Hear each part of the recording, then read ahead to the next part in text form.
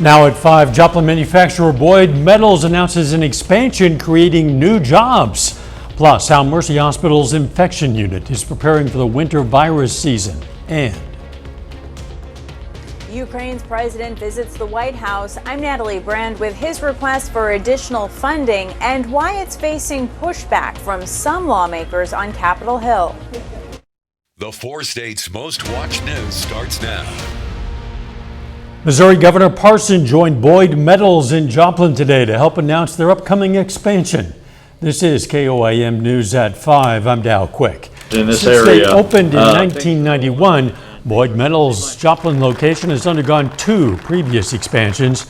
Their third, set to finish construction in the summer of 2024, will add 50,000 square feet.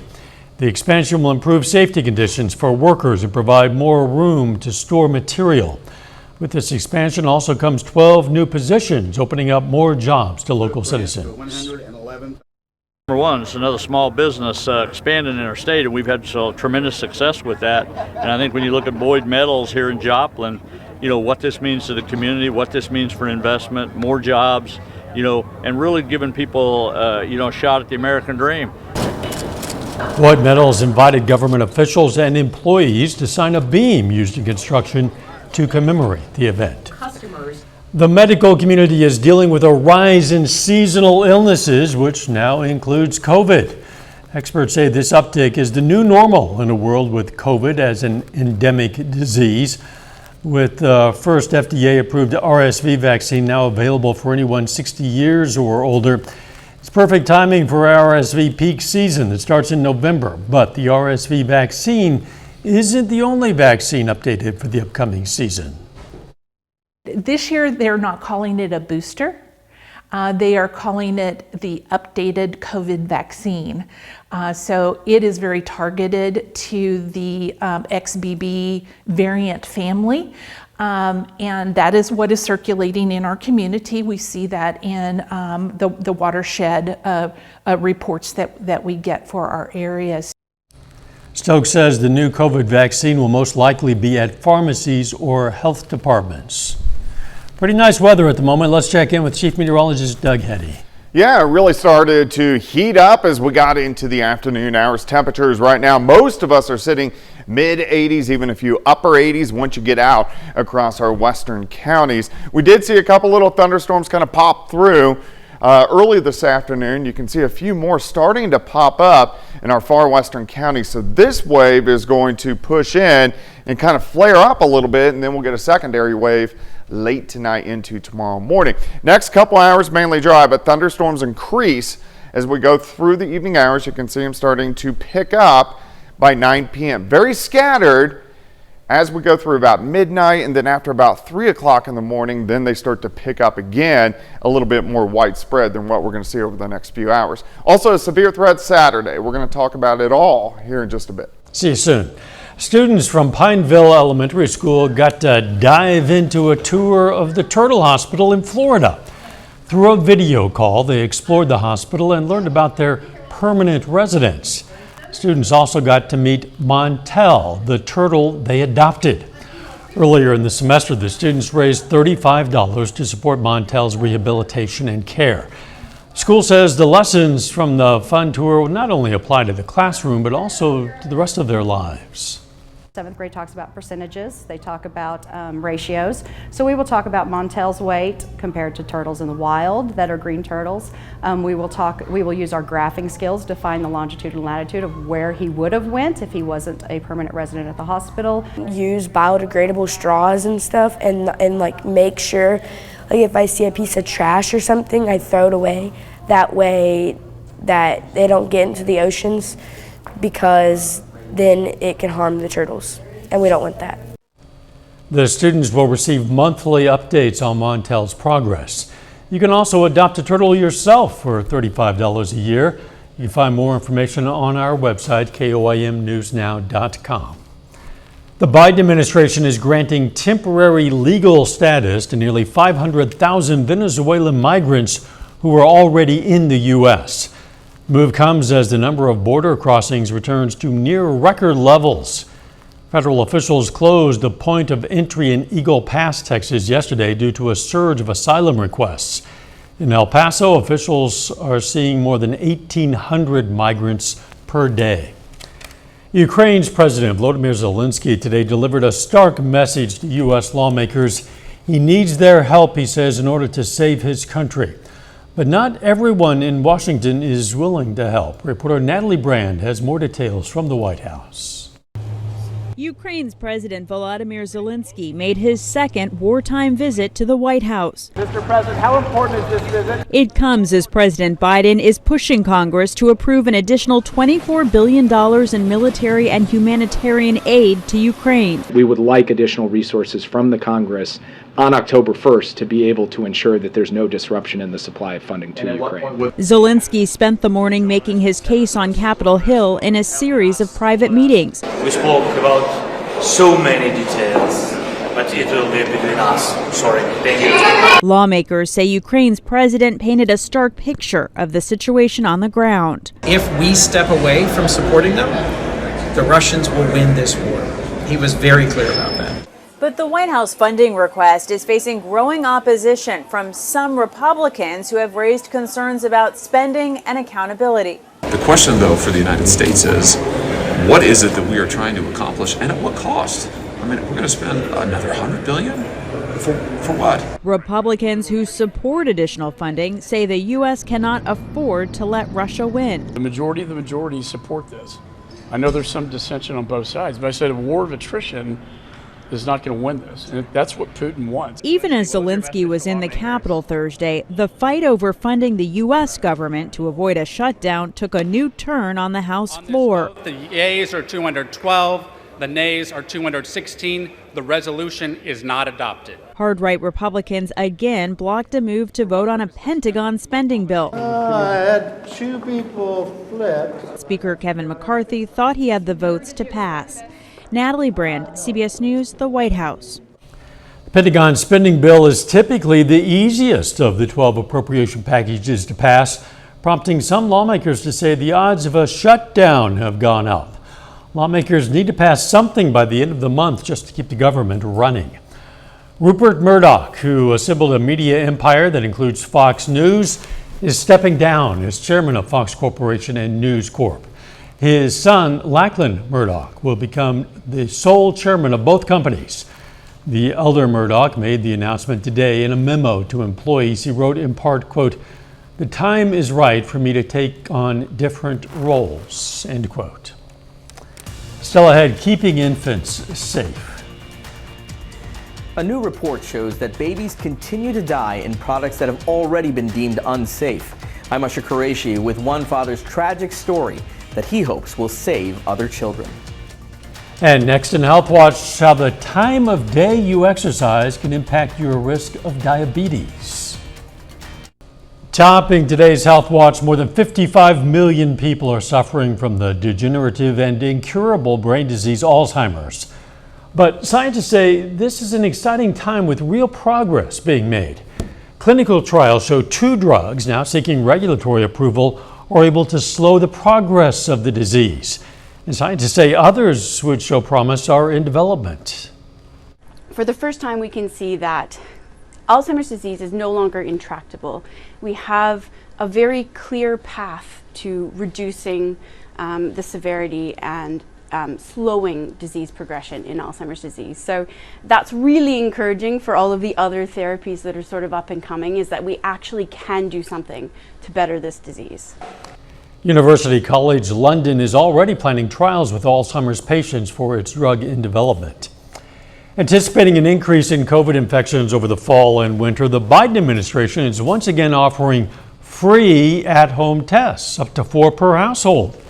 The kits can be ordered on covidtests.gov starting September 25th. Federal officials say they're investing $600 million for production, hoping to avoid shortages during the colder months. Exercise and a healthy diet are known to help control or prevent diabetes. As Natalie Brand tells us, when that exercise happens can also make a difference. What time you exercise can have an effect on preventing type 2 diabetes. A new study published in Diabetologia finds people who work out in the morning or afternoon can reduce their risk by about 10%. But for people who hit the gym after 6 p.m., there was no significant reduction. Study co-author Dr. Chirag Patel says vigorous exercise can make up the difference. If you look at sort of hardcore physical activity, things that would make you sweat, those things across the board, no matter what time, had lower risk for diabetes. Researchers looked at data from more than 90,000 people in the UK who wore a device on their wrist that tracked physical activity. They found having a daily routine isn't important, but getting the exercise is. We detect activity on your watch on Monday, for say 2 hours. That's no different than looking at an individual who exercises a total of 2 hours during the week. The CDC says about 1 in 10 Americans have diabetes. Natalie Brand, CBS News. Patel says the results were still statistically significant when adjusting for other factors like sleep and diet. And that is a look at today's health news. A little bit later, progress in the Hollywood writers' strike. We're going to see where the talks stand now. Plus, we have more thunderstorms rolling in tonight. We're going to look at that. Well, it turned out to be a kind of a warm, sticky day for us today. We've seen a couple little thunderstorms roll through, a lot of cumulus clouds out there, and we're going to see thunderstorms increasing again as we go into the evening hours. Nice shot. This is Indigo Sky Casino and Resort, of course. Indigo is just outside of Seneca, Missouri. All right, we had a couple little guys kind of shoot across the state line earlier. Those are gone. Now we're getting some showers and thunderstorms starting to fire up in our far western counties. This is Greenwood County. You can see up toward Emporia, there's one severe thunderstorm warning, a couple little showers once you get up into Bourbon County. But these are going to increase as this little wave pushes in over the next several hours, and then we'll get a second band, which is going to roll in later on tonight. And that second band is kind of just south of North Platte, so this will drop in late tonight. Let's go through the evening hours. Scattered, very scattered thunderstorms starting to pop up. Here's 9 p.m. As we go toward midnight, most of these scattered storms kind of push off toward the east, so not a lot of us will get rain over the next 6 hours. But late tonight, here's 3:30 in the morning. Look how the thunderstorms blossom across the region. Some of these could be strong, not looking at severe. So here's 7:30 in the morning, showers and thunderstorms pushing through as we go in through the morning hours. So it is going to be a wet start on your Friday. All right, temperatures right now, most of us are mid to upper 80s, so it's a little bit on the hot side. Here's 7th, here's Rangeline sitting at 86, south winds at about 10, humidity at 51%. As we go through the evening hours, sliding back through the 80s, 70s, those chances for thunderstorms increasing. So here's this wave that rolls through tonight. Here's our next wave, which is going to give us a severe threat by the time we head into the weekend.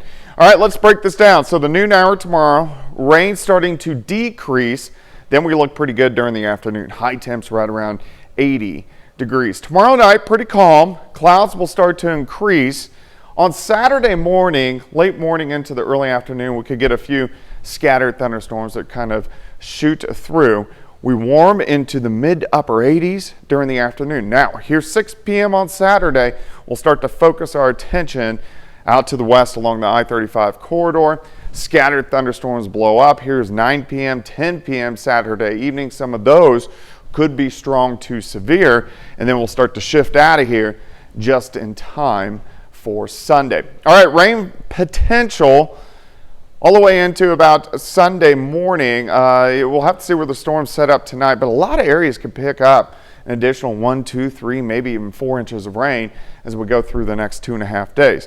Starting tomorrow, scattered thunderstorms, some sunshine during the afternoon, high temp of 81 degrees, and we can't forget, we got high school football tomorrow evening. We're going to we got some cloud interference tomorrow, but overall pretty good. 77 at kickoff, 72 by the fourth quarter. All right, 81 on Friday. We're going to make Saturday an alert day because we do have that severe threat. A lot of clouds Sunday, and then temperature is pretty good most of next week, drying out for several days. Yeah, and we need that rain. We don't want it to be do. severe, but a lot of rain that big. Yes, we do. Thanks, Doug. Coming up, how infant products deemed unsafe are still leading to hundreds of deaths every year. Topping today's Consumer Watch, Hollywood writers and production studios are in talks for the first time in nearly a month, signaling a possible resolution to the writers' strike. TV and film writers have been on strike nearly 5 months now, pushing for increased pay and for security around the use of artificial intelligence.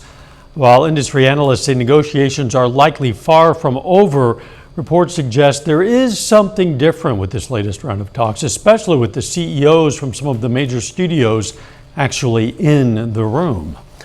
Both General Motors and Stellantis announced layoffs as UAW members continue to walk the picket lines at 3 facilities.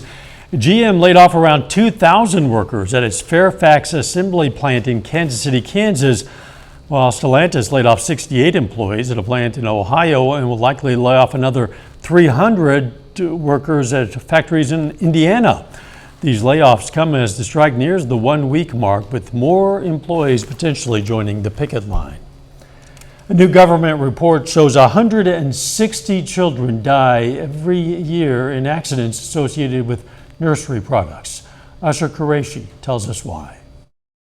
He was very playful, always smiling. He was just a happy baby. When we met Keenan Overton last year, he told us about his baby boy Ezra. In 2017, Keenan placed him in an inclined sleeper similar to this one at bedtime. But when Keenan woke up, the baby was face down and unresponsive. The 5-month-old had died. What was that moment like for you? It was the worst day of my life, obviously. The inclined sleeper and similar products were eventually recalled, but some are unfortunately still in use. A new report from the Consumer Product Safety Commission shows between 2018 and 2020, 46 children died in inclined products not intended for sleep. Babies can become entrapped in an inclined sleeper where the baby can roll over into an unsafe space. The CPSC's Nikki Fleming says it's not just inclined products. The report found about 100 babies die every year in other sleep spaces. Most of the deaths were associated with extra bedding being added to the sleep space, including pillows, quilts, comforters, any soft bedding that can conform to the baby's nose and mouth and block their airway can cause suffocation. Fleming says cribs, bassinets, and similar products should have nothing in them except for a fitted sheet. Also, always place your baby to sleep on their backs. A simple step that could help prevent a tragedy. Usher Qureshi, CBS News, Chicago. Experts say it's important to check to see if any products you own have been recalled. You can find out more at cpsc.gov. Home prices rose last month as markets continue to experience low inventory. According to the National Association of Realtors, the median price for existing homes in August was $407,000. That's nearly 4% higher than a year ago. This is the second month of rising home prices. With low inventory, buyers are competing for the few homes available in their local market. The number of completed sales also dropped in August compared to July. A final check of the forecast up next.